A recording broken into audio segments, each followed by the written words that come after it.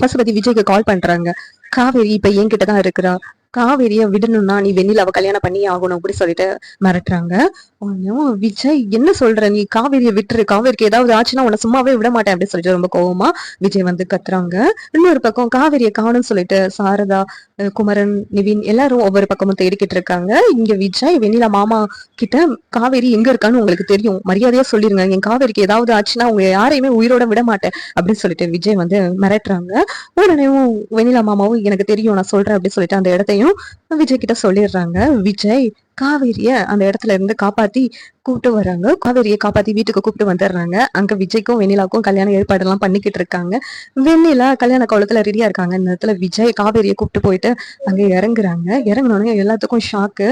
என்ன இந்த வந்து எப்படி காவேரியை காப்பாத்தி கூப்பிட்டு வந்தான் அப்படின்னு சொல்லிட்டு, இதெல்லாம் நீங்க எதிர்பார்க்கவே இல்லைல்ல அப்படின்னு சொல்லிட்டு விஜய் சொல்றாங்க. அந்த நேரத்துல காவேரியும் நான் ஏற்கனவே நினைச்சேன், அதாவது வெண்ணிலா சுயநலம் வந்த உடனே விஜயும் மனசு மாறிட்டாருன்னா விட்டு கொடுத்துடலாம் வெண்ணிலாவுக்கு அப்படின்னு நினைச்சேன். ஆனா நீ இவ்வளவு மோசமான பொண்ணா இருப்பேன்னு நான் கொஞ்சம் கூட யோசிக்கல. இனிமேல் என் விஜயை நான் யாருக்காகவும் விட்டு கொடுக்க மாட்டேன். அதுவும் இல்லாம என் புருஷனை எப்படி நீ கல்யாணம் பண்ணலாம் நினைச்சிருப்பேன் அப்படி சொல்லிட்டு காவேரியும் அந்த இடத்துல பேசுறாங்க.